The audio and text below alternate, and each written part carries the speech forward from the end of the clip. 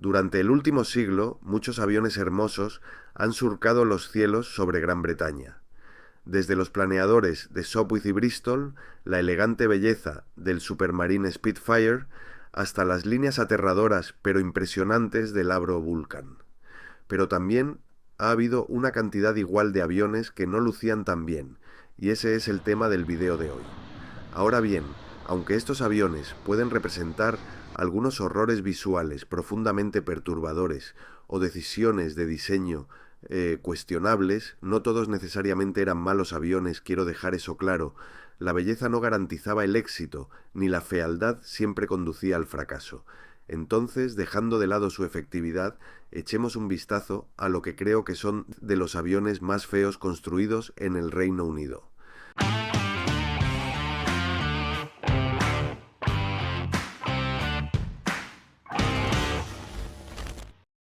El Vickers Vulcan, diseñado a principios de la década de 1920, el Vulcan fue construido como un avión de pasajeros de 8 plazas, uno de los primeros de su tipo, y a primera vista parecía que los diseñadores de Vickers no podían decidir si estaban diseñando un avión o un dirigible. Originalmente, su diseño se basaba en el Vickers Vimy, pero para cuando voló por primera vez en 1922, había poca similitud entre ellos. Construido para eficiencia y costos reducidos, contaba con un solo motor, y su hélice de 2 palas parecía cómicamente pequeña en comparación.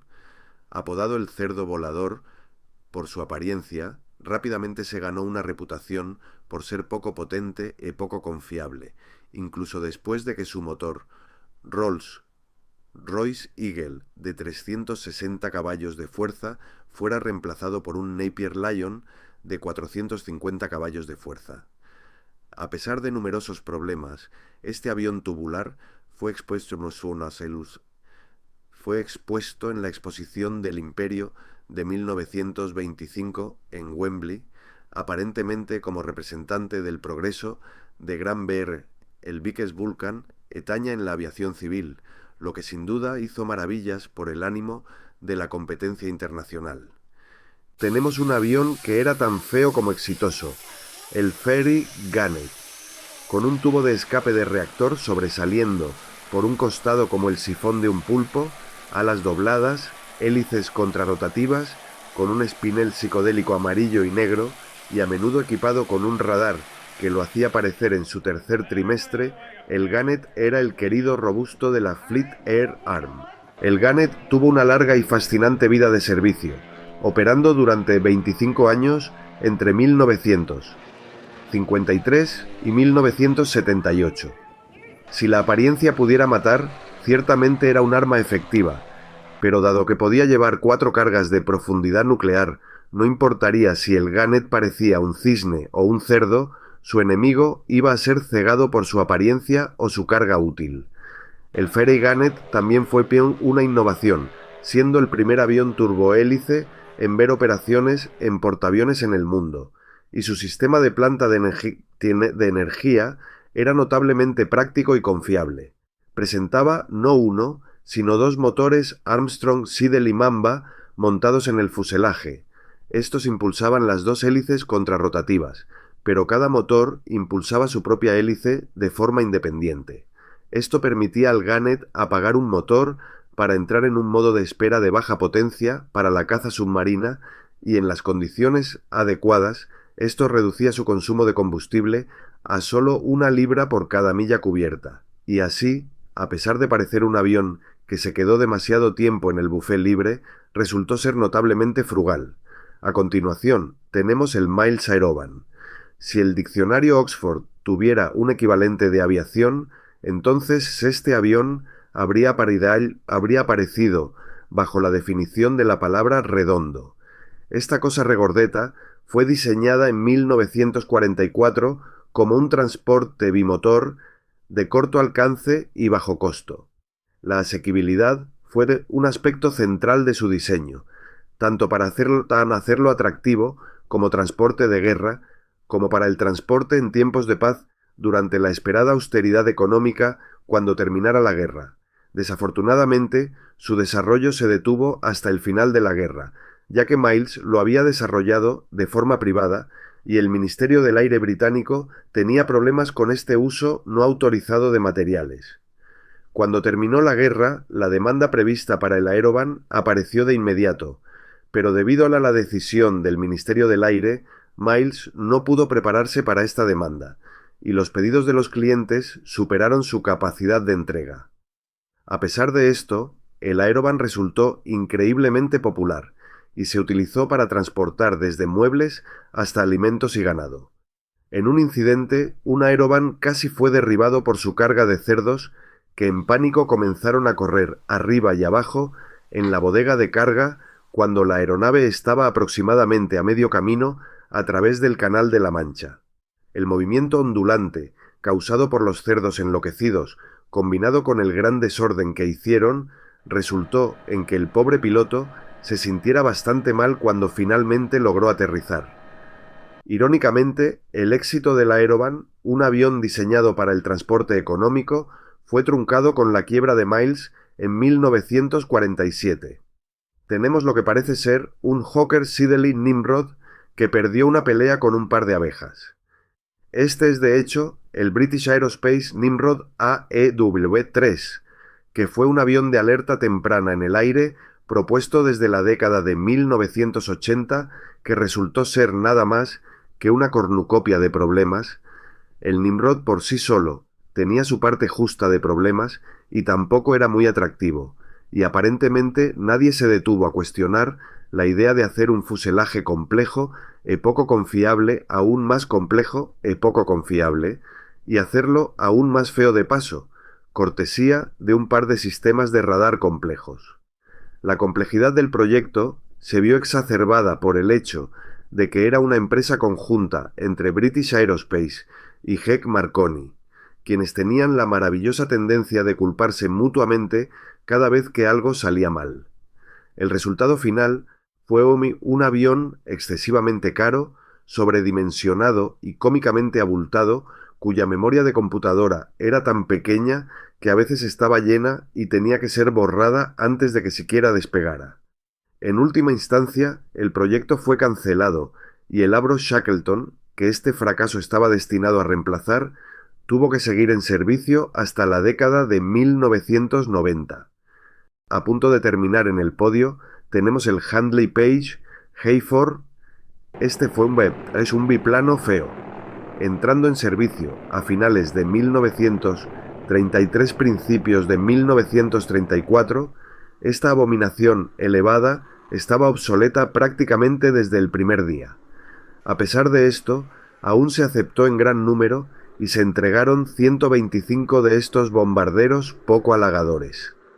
La colocación única del fuselaje, unido al ala superior en lugar de la inferior, permitía a las tripulaciones de tierra adjuntar bombas de manera segura incluso cuando los motores estaban en funcionamiento. También significaba que el piloto estaba a una altitud elevada de aproximadamente 5 metros del suelo, lo que, si bien era bueno para la visibilidad, hacía que el aterrizaje fuera más complicado. Diseñado para bombardeos nocturnos y con una velocidad máxima de solo o 229 km por hora, su vida útil estaba destinada aquí a ser breve, y fueron gradualmente retirados entre 1937 y 1939. Aunque no se mantuvieron como bombarderos, algunos Hayford vieron servicio durante la Segunda Guerra Mundial, ya sea como bancos de pruebas o como remolcadores de planeadores. Algunos incluso se usaron para probar el reabastecimiento en vuelo. Se dice que fueron una causa constante de diversión entre los pilotos más jóvenes de la RAF que se preguntaban por qué Handley Page había construido su antiguo bombardero boca abajo. Está el Blackburn R-1 Blackburn, quizás una de las cosas más feas que han arruinado la cubierta de los portaaviones de Su Majestad. Diseñado como un avión de reconocimiento y observación de flotas, el Blackburn tenía un fuselaje profundo de lados planos que fue dictado por las dimensiones de su gran motor Napier Lion en forma de W12. La función sobre la forma fue el lema al diseñar esta cosa, y tal vez Blackburn lo haya tomado demasiado literalmente, ya que originalmente era tan incómodo para su tripulación de 3 personas que se tuvieron que hacer numerosas modificaciones durante su desarrollo. Aunque se veía atroz, el Blackburn hizo bastante bien su trabajo, sirviendo durante más de 8 años y siendo construido en números bastante respetables para su época. Incluso dio origen a una variante de entrenamiento que de alguna manera era aún más fea que el original, pero a principios de la década de 1930 estaba totalmente obsoleto y finalmente fue reemplazado por el mucho más agradable a la vista Fairy Fox. Tenemos un producto de la Guerra Fría. En los años 50 y 60 se construyeron muchos aviones en torno al principio del ala delta, y muchos de estos eran elegantes y refinados. El Handley Page 115 no era ninguna de estas cosas. Cuando se ve desde el lado, parece que la colocación de los motores y la cabina de mando estuviera desalineada en algún momento durante la construcción, ya que nada se alinea correctamente. Pero no hubo una razón para esto. Era un banco de pruebas para evaluar el manejo de aviones de ala delta a bajas velocidades y a un alto ángulo de ataque. Es por eso que probablemente sea el único avión de ala delta con motor a reacción que viene con un tren de aterrizaje fijo. Debido a la naturaleza de su diseño, no se esperaba que fuera particularmente estable.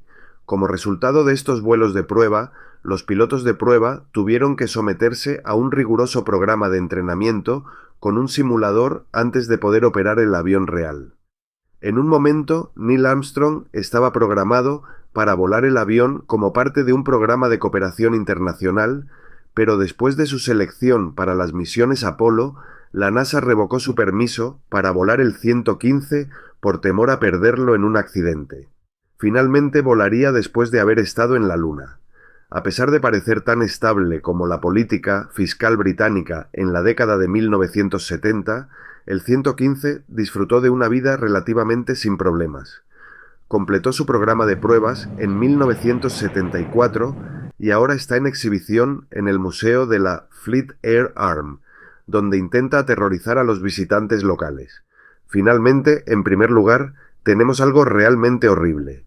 Irónicamente, proviene de una empresa que nos daría algunos de los aviones más hermosos jamás fabricados, pero no este. Este fue su primero, su oscuro secreto, su origen de villano, el esqueleto en su armario. Este fue el Supermarine Nighthawk. Sí, sé que es horrible. Incluso ahora estoy evitando la urgencia de lavarme los ojos con lejía. Pero ahí lo tienes. Este fue otro producto de la obsesión de la Armada con la caza de cepelines. Originalmente fue diseñado por la compañía Pemberton Billing, pero cuando su fundador se cansó de la aviación y se dedicó a la política, la compañía se reformó como Supermarine. Completado en 1917, era un cuatrirreactor de alas barridas que aparentemente se construyó bajo el principio de si no creo en el coeficiente de arrastre, no puede hacerme daño. Aunque se afirmaba que tenía una velocidad máxima de 121 km por hora y tardaba más de una hora en alcanzar los 3.048 metros. Su fracaso como cazador potencial de cepelines se cristaliza aún más cuando se considera que los propios cepelines podían ser capaces de alcanzar velocidades máximas que igualaban al Nighthawk, lo que habría resultado en la persecución aérea más lenta de la historia si alguna vez se hubieran encontrado en acción. Si hubiera logrado interceptar de alguna manera un cepelín, habría desplegado un cañón Davis sin retroceso de 37 milímetros y una ametralladora Lewis montada en pivote. Pero probablemente es algo bueno que esto nunca sucedió, ya que la naturaleza del cañón Davis limitaba considerablemente su arco de fuego, ya que realmente no querías que la carcasa eyectada perforara tu fuselaje, y la falta de fiabilidad de los motores Anzani, que se suponía que debían equiparlo, hacía que la resistencia publicitada de 9 horas pareciera más un fantasía que una proyección real. Éxito o fracaso aparte, el Nighthawk era una bestia fea, y afortunadamente solo se construyó uno. Y así se completa mi lista de los 10 aviones más feos de Gran Bretaña. Muchas gracias por haber quedado con nosotros hasta el final.